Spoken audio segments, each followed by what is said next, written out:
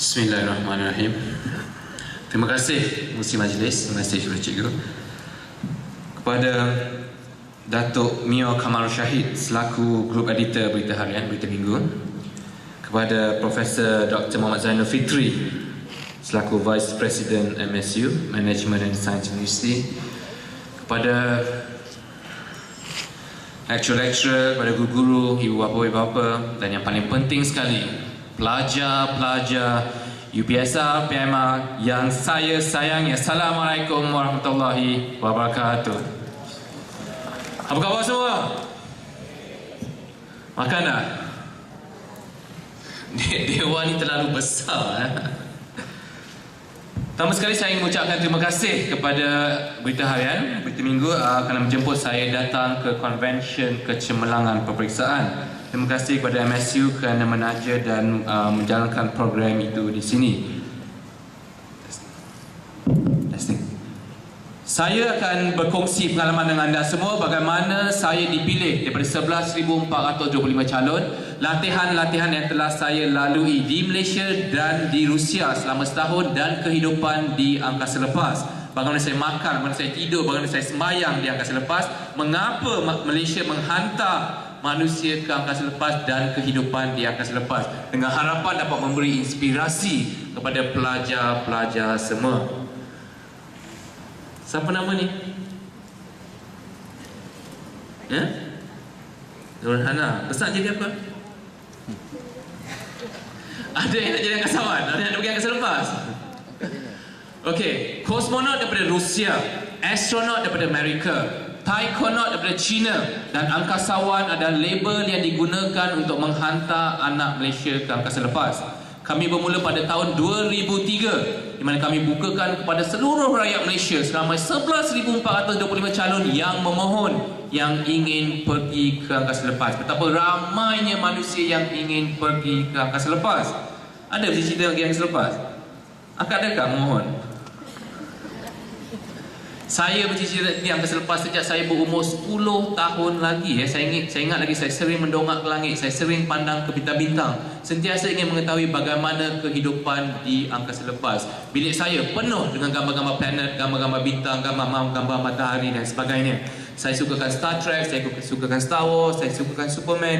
Jadi setelah 25 tahun, akhirnya impian saya tercapai jua. Jadi mesej yang ingin sampaikan kepada adik-adik semua, kepada pelajar-pelajar semua, anda mesti mempunyai impian yang tinggi. Anda mesti berusaha bersungguh-sungguh untuk mengejar impian anda. Kalau saya boleh lakukannya, kalau saya mengambil masa 25 tahun untuk mengejar impian saya, anda lagi boleh. Ya, tapi mesti belajar, berusaha bersungguh-sungguh untuk mengejar impian anda. Jadi apakah syarat-syarat sebelum dibenarkan naik ke angkasa lepas? Mata anda mestilah tajam 6x6, telinga mestilah peka, gigi tak boleh ada sebarang tampal-tampal langsung, badan anda tak boleh ada sebarang parut-parut pembedahan. Inilah kriteria sebelum dibenarkan untuk naik ke angkasa lepas. Tapi kalau parut jerawat tak apa, sebab tekanan di angkasa lepas begitu tinggi, ada kemungkinan anda punya tampalan gigi akan pecah, ada kemungkinan anda punya parut-parut pembedahan akan terbuka, walaupun setelah berlaku selama lebih kurang 5 hingga 10 tahun yang lepas. Kami diawasi oleh 10 pakar-pakar psikologi yang sentiasa mengawasi setiap gerak-geri anda, setiap perbuatan anda, setiap kata-kata anda akan dicatatkan di dalam sebuah buku, akan diperhatikan oleh 10 pakar-pakar psikologi selama 2 tahun. Kami dihantar ke sekolah-sekolah tadika di mana kami terpaksa berinteraksi dengan kanak-kanak 5 tahun. Kami dihantar ke hospital-hospital di mana kami terpaksa berinteraksi bersama pesakit-pesakit kanser. Kami dicampakkan ke Pulau Lumut selama 3 hari 3 malam, tak makan dan tak tidur selama 3 hari 3 malam untuk melihat kekuatan minda anda. Jadi kalau nak jadi angkasawan, bukan sahaja memerlukan fizikal yang tinggi, tapi lebih kepada kekuatan minda. Ini adalah kunci kejayaan seseorang. Ramai tanyakan kenapa Dr. Syed dipilih, kenapa anda dipilih daripada 11,425. Saya sering katakan saya tidak rasa hebat mana, saya tidak rasa kuat mana, saya tidak rasa pantas mana, tapi saya begitu yakin dengan kekuatan minda anda. You must believe in yourself. Anda kena yakin dengan usaha anda dan berusaha bersungguh-sungguh untuk mengejar impian anda. Jadi daripada 11,425 kami telah disenarai pendekkan pada 4 orang, 3 lelaki dan seorang wanita. Vanaja, seorang wanita yang begitu hebat, yang mampu bersaing dengan golongan lelaki. Dan kami berempat telah pergi ke Rusia selama sebulan, dan pihak Rusia telah memilih 2 orang, saya dan Dr. Faiz Khalid, untuk meneruskan cabaran selama setahun sebelum seorang sahaja dibenarkan untuk naik ke angkasa lepas. Nak pergi angkasa lepas memang mahal. Kita kena bayar 25 juta US dollar selama 12 hari di angkasa lepas. Tapi ini adalah offset program di mana Malaysia telah membeli 18 Sukhoi jet daripada Rusia. Dengan tindak balas, pihak Rusia telah memberi satu tempat dengan percuma kepada rakyat Malaysia untuk naik ke angkasa lepas. If we want to send the next Malaysian to space, we have to spend 25 million US dollars selama 12 hari di angkasa lepas. Mahal tak? 25 juta US dollar. Mungkin berkeharian boleh sponsor lepas ni seorang lagi rakyat Malaysia.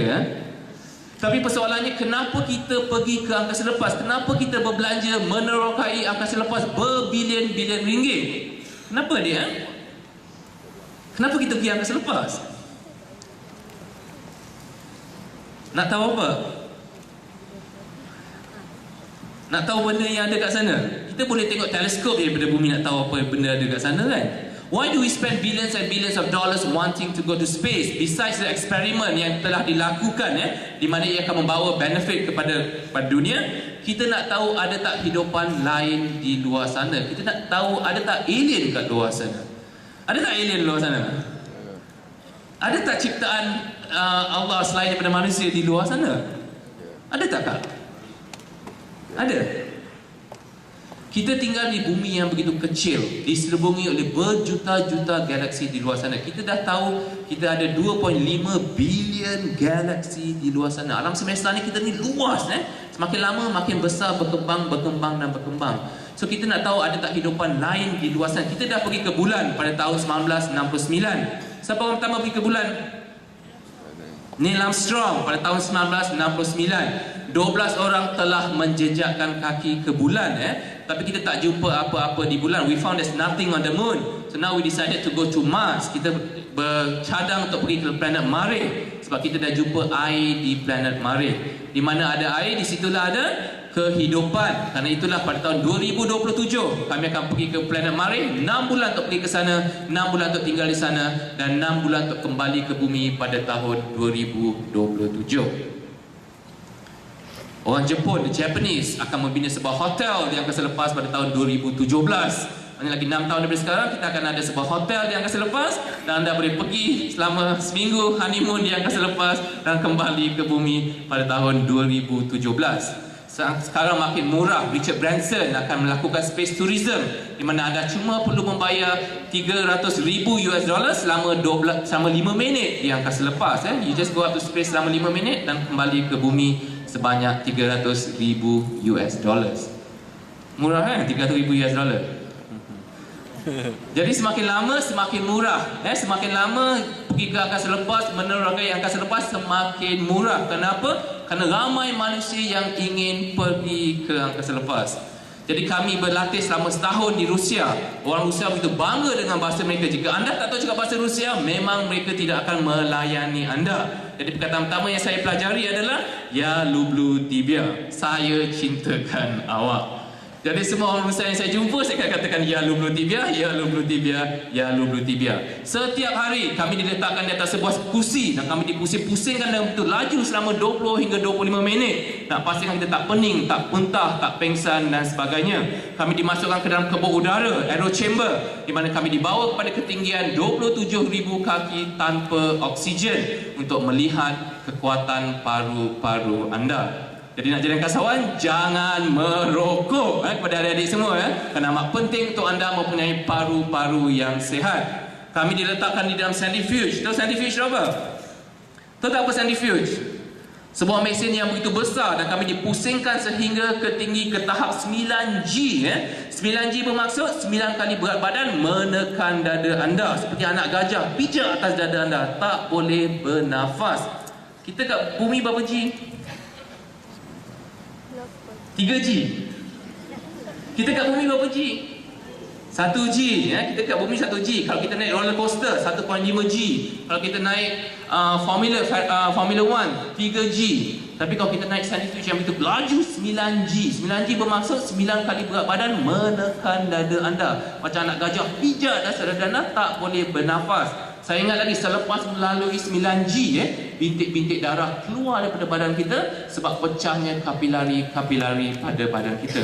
Kenapa berlaku begitu? Sebab darah tak naik ke otak anda. Jadi setiap 3 saat kami diajar meneran, kita teran setiap 3 saat.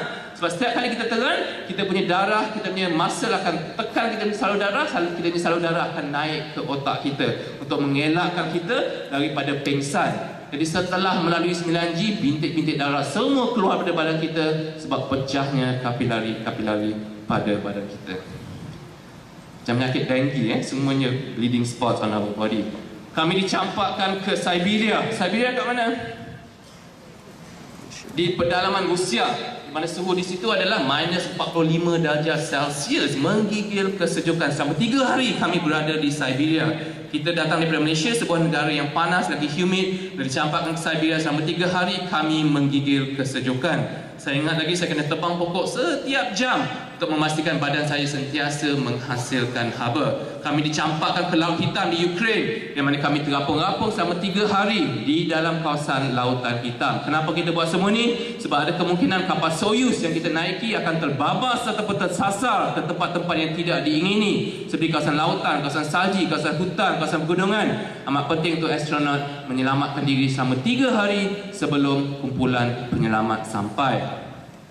Saya dilancarkan di mana? Dek, saya dilancarkan di mana? Saya naik kapal roket apa? Tengok tak pelancaran saya? Tengok.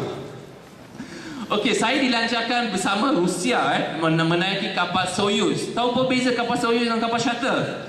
Kapal Soyuz miliki Rusia, kapal shuttle miliki Amerika. Kapal Soyuz boleh muat 3 orang sahaja. Kapal shuttle boleh muat 7 orang pada satu-satu masa.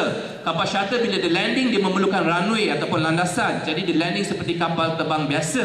Tapi kalau kapal Soyuz, dia kecil sempit, dia jatuh secara free fall. Jadi dia jatuh melalui begitu pantas dan begitu laju. Jadi lebih mencabar sekiranya menaiki kapal Soyuz. Anda tidak boleh terlalu tinggi untuk menaiki kapal Soyuz. Sebab kapal Soyuz ni kecil lagi sempit. Saya ni boleh dikatakan agak tinggi lampau ya. Ketinggian anda daripada kepala vortex sehingga ke tulang tongking ataupun coccyx bone tak boleh melebihi 99 cm. Saya 96 cm terselamat 3 cm. Jadi lagi kecil lagi bagus untuk menaiki kapal Soyuz untuk pergi ke angkasa lepas. Saya